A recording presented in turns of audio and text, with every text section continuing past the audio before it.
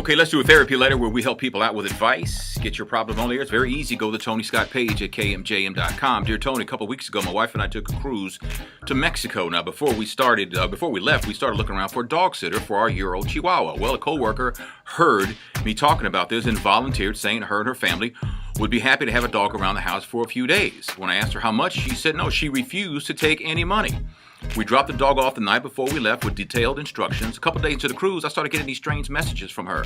Do you know your dog's date of birth? Has your dog ever been microchipped? I couldn't return the calls because we were out of the country. When we got back, I found out that they left our dog in the backyard for a couple of hours and he wandered off. Well, one of her neighbors found the dog, and since the dog didn't have any collar on her, they took the dog to the Humane Society. Well, the Humane Society put a microchip in the dog and then charged her $50. So now she wants her $50 back. My wife says they don't deserve a dime. I say, you know what? You're right, but I got to work with her every day. What should I do? Well, you know what? Your wife is absolutely right, and you would be totally right not to give her back her $50. But you know what? I'd give her $50. I'd say I'd give you half. I'd give you $25 because it was her goof up. But you know what? Just to keep the peace at work and, life lesson, right? Don't let your co-workers babysit your dogs anymore.